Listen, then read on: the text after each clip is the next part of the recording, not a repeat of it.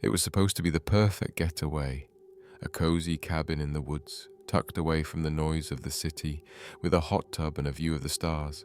The Airbnb listing had glowing reviews: peaceful retreat, perfect for couples, a little slice of heaven. But from the moment Sarah and her boyfriend Mark arrived, something felt off. The cabin was exactly as pictured, rustic, charming, and secluded. But the air inside was heavy, almost suffocating, and the silence outside was unnerving. No birds, no rustling leaves, just an eerie stillness. Sarah brushed it off as her city nerves, but Mark noticed it too. "It's like the woods are holding their breath," he joked, though his laugh didn't quite reach his eyes. The first night was uneventful. They cooked dinner, soaked in the hot tub, and went to bed early, lulled by the quiet. But around 3 a.m., Sarah woke up to the sound of footsteps on the porch. She froze, listening. The steps were slow, deliberate, like someone pacing back and forth. She nudged Mark, but he was sound asleep. The footsteps stopped abruptly, and Sarah held her breath, waiting. Then, a soft knock on the door. Her heart raced. Who would be out here in the middle of nowhere at this hour? She crept to the window, peeking through the curtains. The porch was empty. Just as she was about to chalk it up to her imagination, she saw it. A shadow moving across the tree line. Too tall and too thin to be human. Sarah stood frozen at the window, her breath fogging the glass. The shadow had vanished, but the feeling of being watched lingered. She shook Mark awake, her voice trembling as she told him what she'd seen.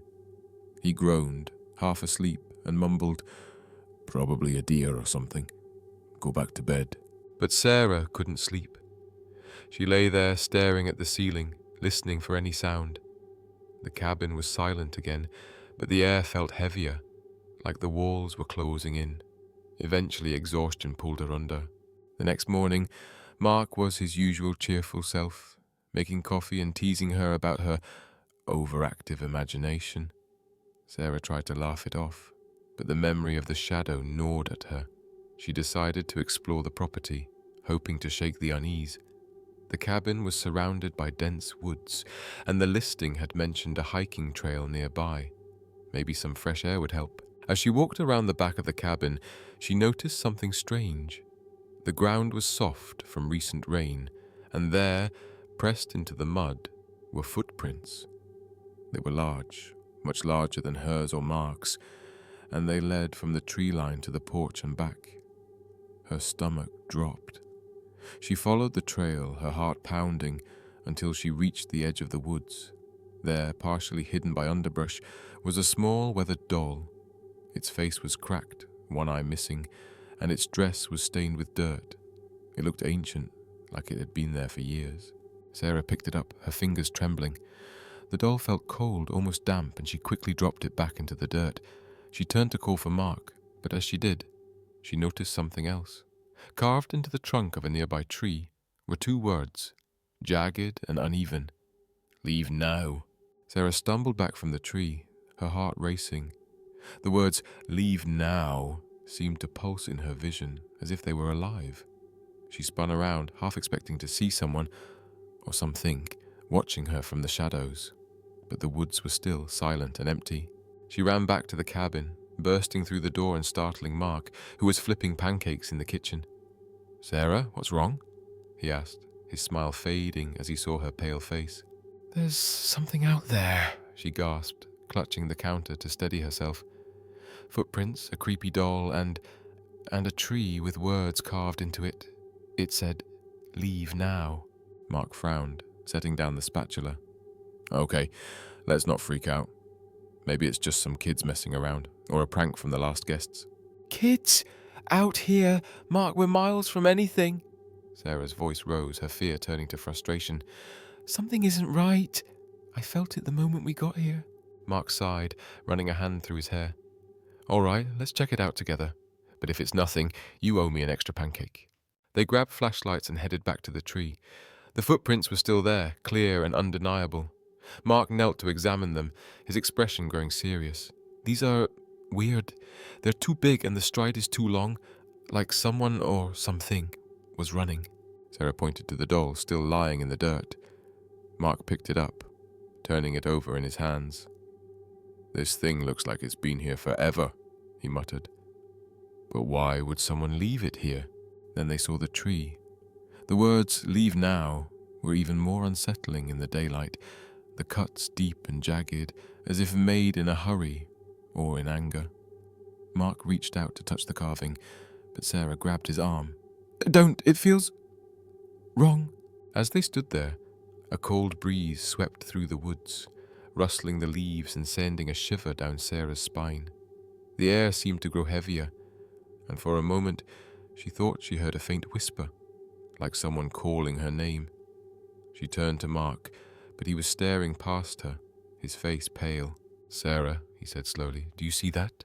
She followed his gaze. Deep in the woods, barely visible through the trees, was a figure. It was tall and thin, its limbs unnaturally long, and it stood perfectly still facing them. Sarah's breath caught in her throat. The figure didn't move, didn't blink, it just watched. Mark grabbed her hand. "We're leaving now." They ran back to the cabin, packed their bags in record time, and jumped into the car. As they sped down the dirt road, Sarah glanced back at the cabin one last time. In the upstairs window, she swore she saw a face staring back at her, pale, expressionless, and utterly still.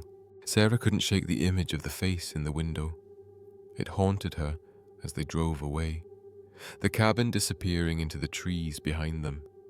Mark was quiet, his knuckles white on the steering wheel. Neither of them spoke until they reached the main road, the tension in the car thick enough to cut with a knife. "We need to report this," Sarah said finally, breaking the silence. "To the police, to Airbnb. Someone needs to know." Mark nodded, but his expression was doubtful. "And tell them what? That we saw footprints and a creepy doll? They'll think we're crazy." "What about the figure in the woods? The face in the window?" Sarah's voice rose, her frustration bubbling over. "Mark, something is wrong with that place," he sighed, reaching over to squeeze her hand. "I know. I saw it too. But let's just get home first. We'll figure it out from there." When they got back to the city, Sarah immediately contacted Airbnb. The customer service rep was polite but dismissive, assuring her that the property had no prior complaints and that they would look into it.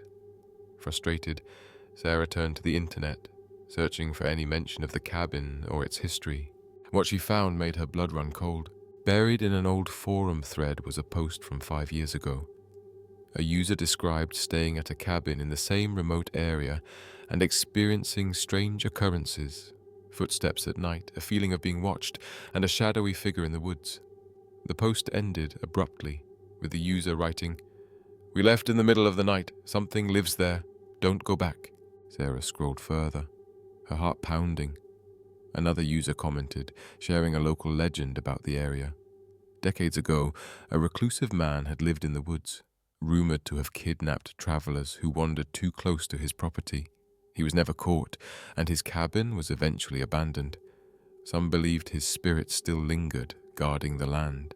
Sarah showed the thread to Mark, who read it in silence. When he finally looked up, his face was grim. "We need to let this go," he said. "Whatever happened out there, it's over. We're safe now."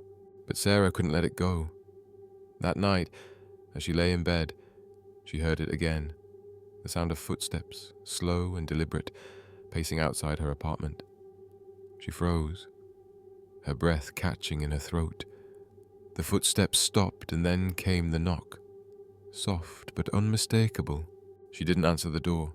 Instead, she pulled the covers over her head and prayed for morning. But as she lay there, trembling, she felt something cold brush against her arm. She opened her eyes, and there, sitting on the edge of her bed, was the doll. Its cracked face stared up at her, its one eye gleaming in the dark. And from the shadows a voice whispered, "You shouldn't have left."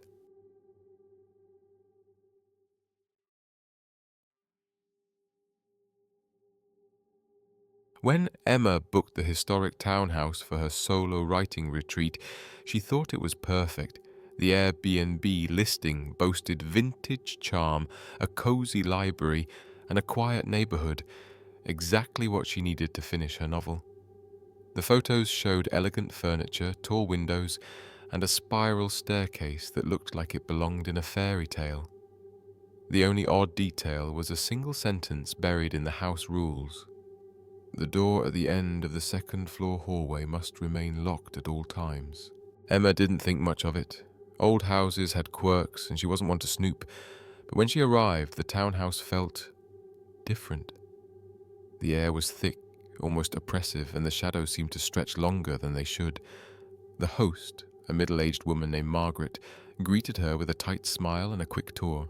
She lingered at the locked door, her hand brushing the brass knob as if to make sure it was secure.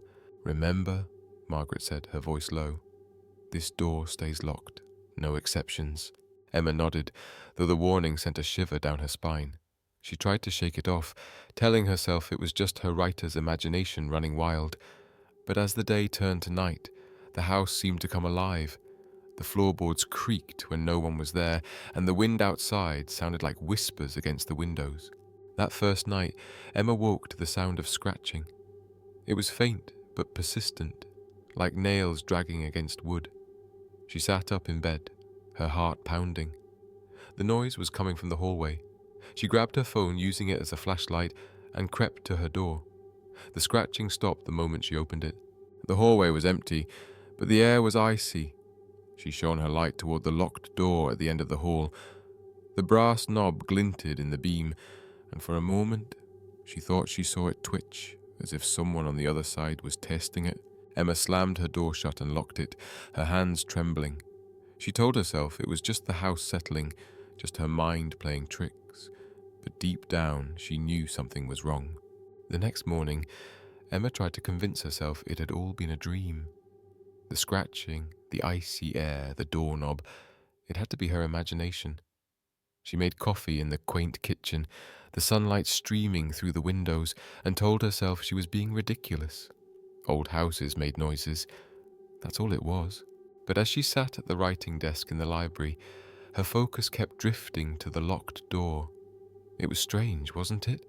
A door that couldn't be opened, in a house she was renting. What was behind it? A storage room? A forgotten attic? Something worse? She shook her head, forcing herself to focus on her novel. But the words wouldn't come. The house was too quiet, too still, as if it were holding its breath. By midday, she couldn't take it anymore. She grabbed her phone and called Margaret. "Hello?" Margaret's voice was clipped, almost wary. "Hi, it's Emma. I'm staying at the townhouse," she began, trying to sound casual. "I was just wondering, what's behind the locked door? I mean, it's kind of weird, right?" There was a long pause. When Margaret finally spoke, her tone was sharp. "I told you, the door stays locked. It's not your concern. Just leave it alone." Emma blinked, taken aback by the hostility. "I wasn't going to open it or anything. I'm just curious. Is there a reason it's locked?" Another pause, longer this time. When Margaret replied, her voice was quieter, almost trembling. "That door hasn't been opened in over 30 years. Bad things happen when it's unlocked. Just trust me. Don't go near it." Before Emma could respond, the line went dead. She stared at her phone, her unease growing. Bad things? What did that mean? Her curiosity was officially piqued, but so was her fear. She decided to distract herself by exploring the rest of the house. The townhouse was beautiful, with its high ceilings and antique furniture, but every room felt off. The air was colder than it should be, and the shadows seemed to move when she wasn't looking. In the living room, she found an old photo album on a shelf. The pictures were faded, but one caught her eye, a family standing in front of the townhouse. A man, a woman, and a little girl. The girl was holding a doll, its face eerily similar to the one Sarah had found in the woods. Emma shuddered and closed the album. As she did, she noticed something written on the inside cover in faint, spidery handwriting. "Forgive me." That night, the scratching returned. This time it was louder, more insistent. Emma lay in bed, clutching her blanket, trying to ignore it. But then she heard something else, a voice. It was faint, almost inaudible but unmistakable. A child's voice whispering, "Let me out." Emma's blood turned to ice. The voice was coming from the hallway. No, not just the hallway, it was coming from behind the locked door. She sat up in bed, her heart pounding so loudly she was sure it could be heard across the house. The scratching had stopped, but the whispers continued, soft and pleading. "Let me out, please." She wanted to run, to grab her things and leave, but her legs wouldn't move. The voice sounded so small, so desperate. What if someone, or something, was trapped in there? What if they needed help? "No," she muttered to herself, shaking her head. "Margaret said not to open it. Bad things happen. Just stay in bed." But the whispers grew louder, more urgent. "Help me, please. It's so dark." Emma's resolve wavered. What if it was a child? What if someone had been locked in there years ago and no one had ever found them? The thought was horrifying, but it was enough to push her out of bed. She grabbed her phone, her hands trembling as she turned on the flashlight. The hallway was pitch black, the shadows seeming to stretch toward her as she stepped out of her room. The locked door loomed at the end of the hall, its brass knob gleaming faintly in the light. The whispers stopped the moment she approached, and the silence was almost worse. Emma hesitated, her hand hovering over the knob.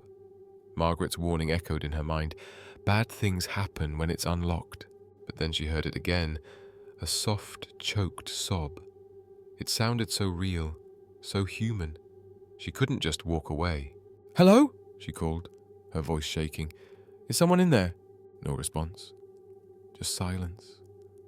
Emma took a deep breath and reached for the knob.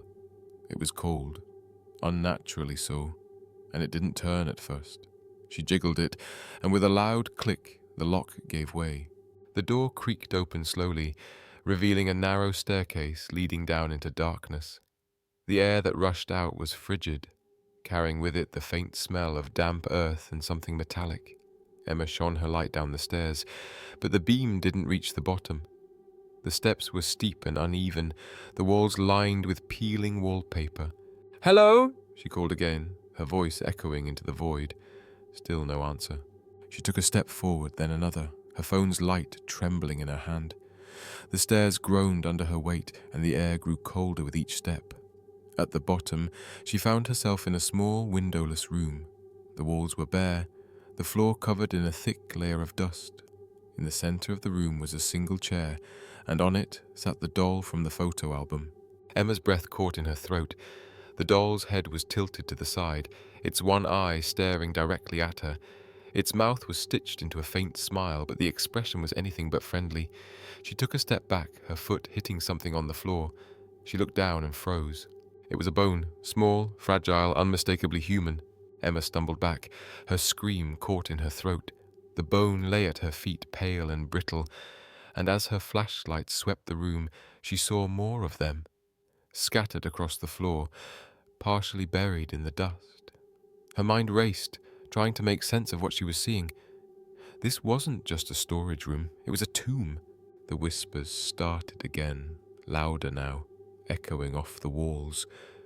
"You found me. You found me." Emma turned to run, but the door at the top of the stairs slammed shut with a deafening crash.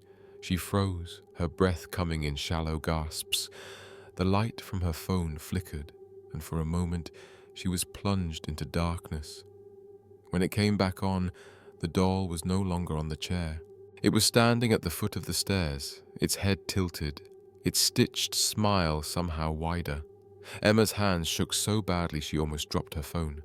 The whispers grew into a cacophony, overlapping voices pleading, crying, laughing. The air grew colder, so cold she could see her breath, and the walls seemed to close in around her. "What do you want?" she screamed, her voice breaking. "Leave me alone!" The doll's head snapped upright, its single eye locking onto hers. The whispers stopped, and for a moment there was silence. Then, in a voice that was neither child nor adult, the doll spoke. "You shouldn't have opened the door." Emma bolted up the stairs, her legs burning as she took them two at a time. She grabbed the doorknob, twisting and pulling with all her strength, but it wouldn't budge. The whispers started again, louder and more frantic, and she could feel something cold brushing against her ankles. She didn't dare look down. "Please," she sobbed, pounding on the door. "Let me out!" Suddenly the door flew open, and she tumbled into the hallway. She scrambled to her feet, slamming the door shut behind her. The whispers stopped, and the house was silent once more. She collapsed against the wall, her chest heaving, tears streaming down her face. The next morning, Emma packed her bags and left without looking back. She didn't call Margaret. She didn't leave a review. She just got in her car and drove, trying to put as much distance between herself and the townhouse as possible. But the whispers followed her. At first, she thought it was her imagination. A faint sound in the wind, a rustle in the trees. But as the days turned into weeks, the whispers grew louder, more insistent. She heard them in her apartment, in the shower, in her dreams, and no matter where she went, she always felt the doll's single eye watching her. One night, as she lay in bed, she heard the scratching again. It was coming from her closet. She sat up, her heart pounding, and saw the closet door slowly creak open. Inside, sitting on the floor, was the doll, its head tilted, its stitched smile mocking her. And from the darkness, the whispers returned. "You shouldn't have opened the door."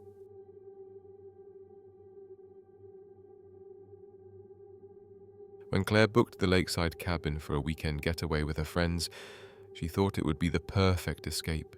The Airbnb listing promised stunning views, a private dock, and a cozy, rustic vibe. The photos showed a charming cabin with a stone fireplace, a large deck, and, most intriguingly, an antique full-length mirror in the master bedroom. The caption read, "A unique piece of history, rumored to have belonged to a 19th century actress." Claire loved old things, and the mirror was the selling point for her. She imagined it adding a touch of elegance to their trip, a conversation piece for late-night wine chats. But from the moment they arrived, something about the mirror felt off. The cabin was beautiful, just as pictured, but the mirror was unlike anything Claire had ever seen. Its frame was ornate, carved with intricate patterns of vines and flowers, but the glass was dark, almost smoky. When she stood in front of it, her reflection seemed distorted, her features blurred and shifting, as if the mirror couldn't quite capture her image. "Creepy," her friend Jenna said, peering over Claire's shoulder. "I wouldn't want that thing in my room." "It's just old," Claire replied, though she couldn't shake the unease that settled in her stomach. "It's got character." That first night, they lit a fire, opened a bottle of wine, and laughed about how spooky the cabin felt. But as the hours passed, the mood shifted. The wind outside picked up, howling through the trees, and the firelight cast flickering shadows on the walls. Claire caught herself glancing at the mirror more than once, half expecting to see something move in its depths. When they finally went to bed, Claire found herself alone in the master bedroom. She tried to ignore the mirror, but it seemed to draw her gaze no matter where she looked. She turned off the lights and climbed into bed, pulling the covers up to her chin. The room was silent except for the sound of the wind and the occasional creak of the old cabin settling. Then she heard it, a soft rhythmic tapping, like fingernails on glass. It was coming from the mirror. Claire sat up, her heart pounding. The tapping stopped, and for a moment there was silence. Then it started again, louder this time. She reached for her phone, her hands trembling as she turned on the flashlight. The beam of light hit the mirror, and she froze. Her reflection wasn't alone. Standing behind her, just visible in the smoky glass, was a figure. It was tall and thin, its face obscured by shadows, but Claire could feel its gaze on her. She spun around, shining the light across the room, but there was no one there. When she looked back at the mirror, the figure was gone. Claire didn't sleep that night. Every time she closed her eyes, she saw the figure in the mirror, its shadowy form looming behind her. She told herself it was just her imagination, a trick of the light and her overactive mind, but deep down she knew what she'd seen. The next morning, she tried to shake off the unease. Her friends were in high spirits, making pancakes and planning a day of hiking and kayaking. Claire forced herself to join in, laughing at their jokes and pretending everything was fine, but every time she passed the master bedroom, she felt the mirror's presence like a weight pressing down on her. "You okay?" Jenna asked at one point. noticing Claire's distracted expression. "You look like you didn't sleep at all." "I'm fine," Claire lied. "Just weird dreams." Jenna gave her a skeptical look but didn't press further. Claire was grateful. She didn't want to sound crazy, especially when they were supposed to be having fun. That afternoon, while her friends were out on the lake, Claire decided to do some research. She pulled out her laptop and searched for information about the mirror. It didn't take long to find something. An old newspaper article from the 1920s mentioned a tragic incident involving a famous actress named Evelyn Hart. According to the article, Evelyn had owned an ornate mirror that was said to be cursed. After her sudden and mysterious death, the mirror disappeared, only to resurface decades later in an antique shop. Claire's stomach churned as she read the details. Evelyn had been found dead in her dressing room, her face frozen in a look of terror. The mirror had been the only witness, and some claimed it had driven her to madness. Claire glanced at the mirror in the corner of the room, its dark glass seeming to pulse faintly in the sunlight. "It's just a story," she muttered to herself, closing her laptop. "Old superstitions, nothing more." But that night, the tapping returned. Claire was alone in the master bedroom again, trying to read by the light of a lamp. The tapping started softly at first, barely audible over the crackling fire. Then it grew louder, more insistent. She set her book down, her heart racing, and turned to face the mirror. Her reflection stared back at her, but something was wrong. The Claire in the mirror wasn't moving. She was frozen, her eyes wide with fear, her mouth open in a silent scream. Behind her, the shadowy figure was back, its form clearer now. It was a woman, her face gaunt and pale, her eyes hollow and black. She reached out a bony hand, pressing it against the glass from the other side. Claire stumbled back, knocking over the lamp. The room plunged into darkness, and the tapping turned into a pounding, the sound reverberating through the walls. She fumbled for her phone, her hands shaking as she turned on the flashlight. The mirror was empty again, but the glass was cracked, a single jagged line running from top to bottom, and written in the dust on the frame were two words: "Help me." Claire didn't wait for her friends to return. She grabbed her things and ran out of the cabin, her breath coming in ragged gasps. The night air was cold, and the woods around the cabin seemed to close in on her as she stumbled down the path to the dock. She didn't stop until she reached the water, where the moonlight reflected off the lake's surface like shards of glass. Her friends found her there an hour later, huddled on the dock, her arms wrapped around her knees. They were alarmed, asking what had happened, but Claire couldn't bring herself to explain. How could she? It sounded insane, even to her. I need to leave," she said finally, her voice trembling. "I can't stay here." Jenna put an arm around her. "Okay, we'll go, but let's at least wait until morning. It's too dark to drive now." Claire reluctantly agreed, though she refused to go back inside the cabin. They spent the night in the car, parked at the edge of the property. Claire dozed fitfully, her dreams filled with shadowy figures and the sound of tapping on glass. The next morning they packed up and left without looking back. Claire didn't tell her friends the full story, but Jenna could tell something was deeply wrong. She promised to help Claire report the incident to Airbnb, though neither of them expected much to come of it. Back home, Claire tried to put the experience behind her. She threw herself into work, avoiding anything that reminded her of the cabin or the mirror. But the nightmares didn't stop. Every night, she dreamed of the woman in the mirror, her hollow eyes pleading, her bony hand reaching out. And every morning, Claire woke up feeling more exhausted than the last. Then, one evening, she noticed something strange in her apartment. Her reflection in the bathroom mirror seemed off. Her features were blurred, her movements slightly delayed. She leaned closer, her heart pounding, and saw it, a faint crack in the glass, just like the one in the cabin. She backed away, her breath coming in shallow gasps. This wasn't possible. She'd left the mirror behind. She was hundreds of miles away. But as she stared at the crack, she heard it again, the tapping, soft at first, then louder, more insistent. Claire grabbed her phone and called Jenna, her hands shaking so badly she could barely dial. "It's here," she whispered. "The mirror, it's here." Jenna tried to calm her down, but Claire wasn't listening. She could see the woman now, her gaunt face pressing against the glass, her black eyes staring into Claire's soul. The tapping turned into a pounding, and the crack in the mirror spread, splintering like a spider web. "Help me," the woman whispered, her voice echoing through the apartment. "Help me." Claire dropped the phone and ran, but no matter how far she went, she could still hear the tapping, and when she looked into any reflective surface, a window, a puddle, even the screen of her phone, the woman was there, waiting. Claire couldn't escape the woman in the mirror. No matter where she went, the tapping followed her. She stopped looking at reflective surfaces, covering the mirrors in her apartment with sheets and avoiding windows at night.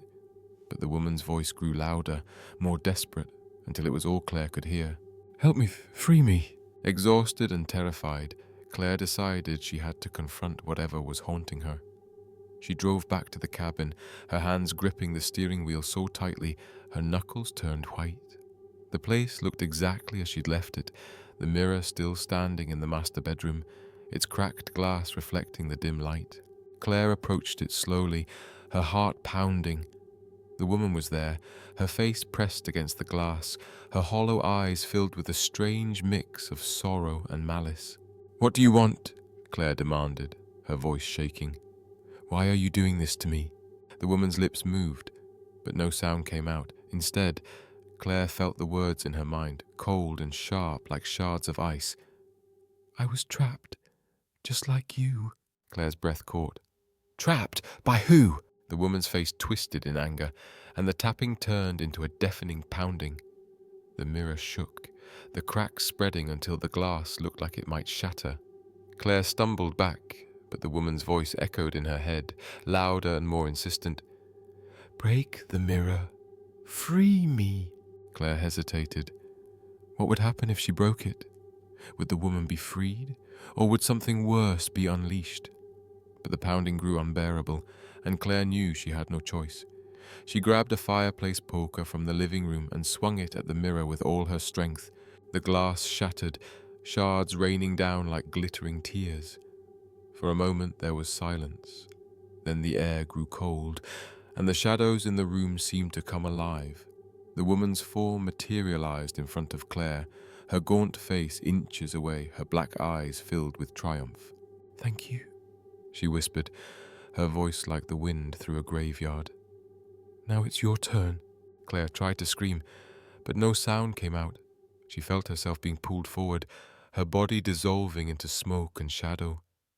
The last thing she saw was her own reflection in the shards of glass, her face frozen in terror as the woman stepped into the world beyond the mirror.